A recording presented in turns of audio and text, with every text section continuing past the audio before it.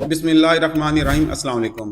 1 जून 1960 में जब नवाब ऑफ कालाबाग मलक अमीर मोहम्मद खान ने मगरबी पाकिस्तान के गवर्नर के तौर पर हलफ उठाया, तो उन्होंने अपने तमाम अहले खाना और रिश्तेदारों और दोस्तों का गवर्नर हाउस में गैर ज़रूरी आना बंद करवा दिया।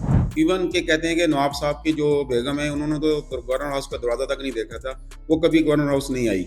और जो साहब के बेटे हैं, वो भी गैर ज़रूरी गवर्नर हाउस नहीं आते थे। हलफ उठाने के बाद तनख्वाह लेने से भी मना फरमा दिया। और जो गवर्नर हाउस के किचन का खर्चा है, कौमी खजाने से कभी कुछ भी नहीं लिया उसके लिए। और कहते हैं कि काला बाग से एक स्पेशल ट्रेन चलती थी गवर्नर हाउस के लिए, जो नवाब साहब के लिए वहाँ से गंदम, जौ, बाजरा और तेल, गुड़, इवन के घी, तमाम चीज़ें काला बाग से ट्रेन के ज़रिए गवर्नर हाउस में आती थी नवाब साहब के लिए। और जब सदर अयूब ने एग्रीकल्चर रिफॉर्म का ऐलान किया, तो नवाब साहब ने अपनी 22,000 एकड़ ज़मीन पेश कर दी।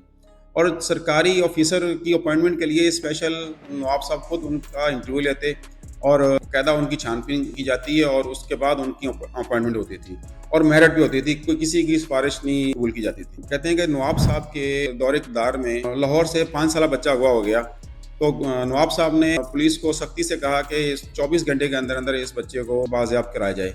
जब देखा कि पुलिस इस मामले में थोड़ी सी नाकाम हो रही है, तो उन्होंने एसपी, एएसपी और डीएसपी के बच्चों को कालाबाग भिजवा दिया और कहा कि उस वक्त तक आपके बच्चों से मुलाकात नहीं करवाई जाएगी जब तक ये बच्चा बाज़याब नहीं होता और मुजरम नहीं पकड़े जाते। कहते हैं कि शाम तक मुजरम भी पकड़े गए और बच्चा बाज़याब करवा लिया गया, और उन मुजरमों को कहते हैं कि सरेआम फांसी दी गई।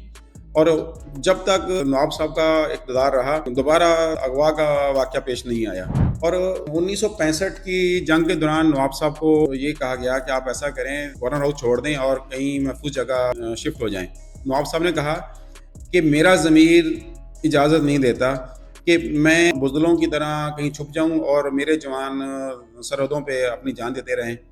तो कहते हैं, जनरल शेर अली खान कहते हैं कि मैं कहीं मास में जा रहा था, देखा तो एक सादा कपड़ों में आदमी जवानों से फ्रंट लाइन पर मुलाकात कर रहा है, और उसके पास गया तो देखा कि वो नवाब साहब थे। नवाब साहब अपने घर से स्पेशल सूजी और देसी घी के बिस्किट बनाकर जवानों के लिए लेकर आए थे और उन तक़सीम कर रहे थे। तो मैंने नवाब साहब से कहा कि नवाब साहब, आप जैसे लीडरों की इस कौम को ज़रूरत है। तो नवाब साहब ने फरमाया कि जंगें कौम के जज्बे और हौसले से जीती जाती हैं, और मैं भी इस कौम का एक फ़र्द हूँ। तो ऐसे थे हमारे उस वक़्त के लीडर, जिनके अंदर एक एहसास था और लोगों में इंसाफ करते थे और लोगों में एक बराबरी रखते थे। आज के आप जो हमारे लीडर हैं, उनको भी आप देख लें, तो सबसे बड़ी जो वजह है ज़वाल की, इस वक्त जो हालात है मुल्क के, वो आप लोगों के सामने हैं। बस अल्लाह, हमारी दुआ है कि अल्लाह ताला ऐसे लीडरों से लीडर अता फरमाए। ये चिराग भी किसी और के हाथों नहीं बुझा, कहते हैं कि अपने सगे बेटों ने ही इसको बुझा दिया। बस अल्लाह ताला उस मग़फ़िरत फरमाए, आमीन। अस्सलाम वालेकुम।